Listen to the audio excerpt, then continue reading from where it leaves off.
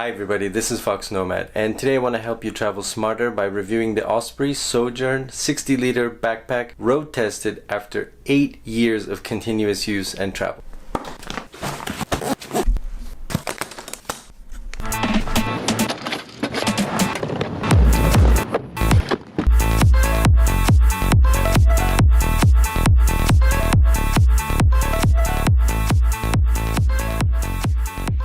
Now I can't wait, I've been waiting so long to do this review because I really love this backpack, and it's not really a backpack, and the two reasons I actually got this bag I never really used. So the first one is that it converts into a backpack, and the second one is that it's just small enough to be acceptable to most airlines to fit into the overhead cabin. Now I'm gonna come back to all of that, but first I want to talk about what this backpack is and how this suitcase, how this luggage works.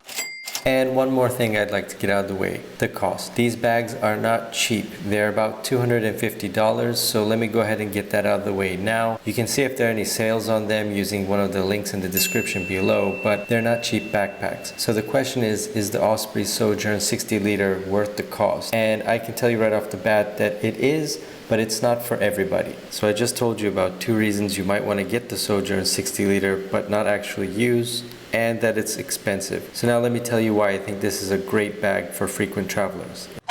The Osprey Sojourn 60-liter wheeled luggage is just that. It has 60 liters of capacity in one main compartment on the front. Inside that main compartment are two side pockets. Those side pockets are for small items, maybe some documents or paper, but they don't add any extra capacity to the bag. They're more for organizational purposes. You also have these two pockets on the front flap as well. Inside the bag there are two internal compression straps. These straps are used after you pack your luggage. So after you pack your bags, it's to strap your clothes down, which makes the bag more efficient, and it also takes pressure off the seams. There are two external compression straps as well, and those are designed to keep your bag from looking like a bloated whale. Maybe he only speaks whale. They really force the pressure of the bag to be on those straps so it's not tearing at the seams. I think this is one of the reasons that the bag is held up so well. Those straps can take a lot of pressure, and they can take pressure off the parts of your bag where you don't want it tearing or you don't want it holding. So this is a great feature to have. The Sojourn 60-liter also has two handles, one on the top and one on the side, depending on what's more comfortable for you and how you want to hold this bag. And on the back it has a handle and of course the wheels, but also on the back you'll notice this pocket, which really isn't a pocket. That's where the backpack straps are held. So if you don't want to wheel this luggage around, you can convert it into a backpack and throw it on your back and use it as a backpack. It's not the most comfortable backpack and it's not the most efficient design, but if it's something that's important to you, you may want to consider the Sojourn 60-liter. Personally, I don't use this feature very often. In fact, I've only ever had to use it once, but if it's something you're looking for in a wheeled luggage, so you want the option to be able to carry your bag on your back or use wheeled luggage, then Sojourn 60-liter has you covered. Also, this bag weighs about 8 pounds or about 3.5 kilograms, which is very light for a bag this size. It's important to note that a lot of times when you're checking in a bag and you're finding yourself very close to a lot of the weight limits and you're paying fees, or maybe you have to reshuffle your bag around at check-in, a lot of times your bag is so heavy it's starting you off without a lot of extra weight, so you don't have as much buffer space for your actual items. So having a lighter bag is really useful when it comes to luggage limits, especially if you're going to be checking this bag in. Now this bag, technically according to most airlines, should be able to make it according to their rules as an overhead item, but I find that most airlines, when they see the bag, when either the flight staff or when you're checking in, when they see the size of this bag, they recommend or they tell you to check it in anyway, even though it might meet their limits officially. And just one last thing, I don't know if this is really a feature or not, but if you've checked out the Osprey Daylight Day Pack review I've done here, I didn't know it at the time and I was wrong in the review, but shout out to Tyler for letting me know in the comments. That bag can attach to this Osprey bag in the front as well. So that's another bonus to have if you have another Osprey bag. Otherwise, the design is pretty straightforward. One main compartment, some side pockets, some front pockets, and the compression straps. Now let's talk about how well this bag has held up. I mean, I've used this bag as my primary bag for over 8 years. I've given it no special treatment, And if you take a look at the hardest hit areas, the areas that are going to be the most roughly used, like the bottom, so you see this plastic strip here, it's held up incredibly well. I mean, every time I stop rolling the bag on asphalt or in airports, I basically just do a hard stop. And it's been rubbing off on this plastic for a long time, and it's held up really well. It's not broken, it's not been damaged, and the wheels too have held up really well. I mean, they're in very good shape. They still roll like they're new.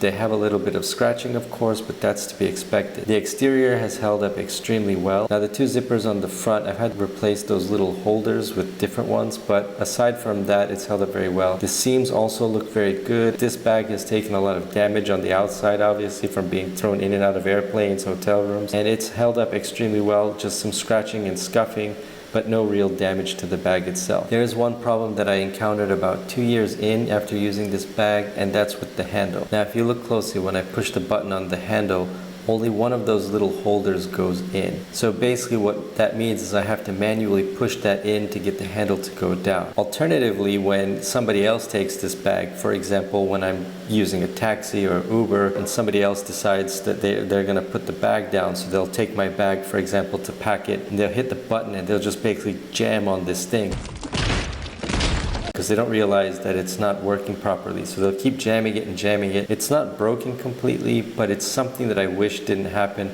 Every time I use the handle, which is a lot, I think about it and I wish I didn't have to. Other than that though, this bag has been extraordinarily durable, and it's held up way better than I expected over 8 years, and it's definitely been worth the price. It's definitely held up over time. So now coming back to the last two things that I never actually used. The first is that it converts into a backpack. I've only actually used that feature once, and that was in India because I couldn't roll it because the streets were very narrow in one particular place in New Delhi, and they were pretty dirty, and I didn't want to roll my backpack through it. So, and I keep calling it a backpack. It's not really a backpack, but anyway. So I never really used that feature. I find it clumsy. So if you're getting this bag because you think you're going to use the backpack feature a lot, you're probably not. Also, packing it up again is really difficult. I don't think it's ever looked the same since the first time I opened the bag. And let me add one more thing, is that every time this bag goes through airport security, it seems like they open up that back pouch to see what's going on. I think it's because the metal bars from the handle go past there, so they look like poles that probably most airport security wants to take a second look at. I've actually used the backpack pouch as extra capacity, so I've stuffed shirts and things in there when I've been really lazy and not packing as efficiently as I possibly could. So there is that. But if you're planning to use this for the backpack feature, probably are not going to use it too much, but it doesn't hurt to have it. Now the second feature is the size. It's technically supposed to fit, and I did check with most airlines, supposed to fit in the overhead cabin according to their regulations. But 9 times out of 10 the bag just looks too big to even ask. On international flights, on larger airplanes, it hasn't been much of a problem, so airlines will allow you to carry this bag in the overhead, but it's big and it's not a guarantee that it'll get there. So that's the second thing. That's the second reason I got this bag, but I haven't really been able to use that feature because, well, the bag just looks too big, although it fits the specification. If you want to get into an argument with the airlines about it, well, that doesn't seem like a lot of fun. So there you have it. That's my review of the Osprey Sojourn 60-liter backpack. Is it worth the price? Honestly, if you travel very frequently to different places, so you're not going from airport to hotel, but you might be taking this on rougher roads, you might be using it on asphalt, it's going to get beat up a lot. For the price, this backpack is going to hold up very well. It's been my primary bag for 8 years, and I take, I don't know how many flights a year, but I'm flying multiple times per month to different countries, to different environments. I treat the bag decently, but I don't give it any special treatment. So it's held up extremely well. I can't say enough about the durability of this bag. It's definitely worth the price if you travel very frequently, and so you're gonna get the cost, you're gonna get that back because you're not gonna have to buy another bag for a long time. If you don't travel so frequently, it might be a big purchase that you're not going to use. You might be better off getting something cheaper that you can just replace on a more frequent basis every 2 years, let's say, if you're not using it all the time. But if durability is what you want a bag that has a great capacity. It's not too big, it's not too small. It rolls, which is really a lot more convenient. So if you have a carry-on bag like the smaller Osprey Daylight Day Pack, so you can roll this backpack, hold it in one hand, and then have a smaller bag like the Osprey Daylight Day Pack. That review is up here or up here. I always get confused, but either way, that review is up here somewhere. It's much more convenient than going double turtle. So that's backpack on the front, backpack on the back. Great storage capacity. It's not too big, it's not too small. It will keep you decent, so it won't cause you to overpack, but it won't also have you worried about how many shirts you can fit into it. So I highly recommend this bag for frequent travelers especially. It will hold up, and it's a great bag all around. Great features, compression straps, double compression straps. It's wonderful. So let me know, is the Osprey Sojourn 60L a bag that you might be considering for your next trip? Let me know in the comments below. And while you're down there, if you like this video, give it a thumbs up. And if you really like this video, hit the subscribe button. I'll have new videos for you every week. Thanks again for watching, and I will see you in the next video.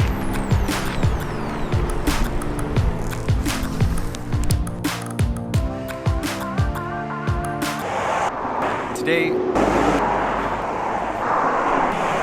that is the first, and they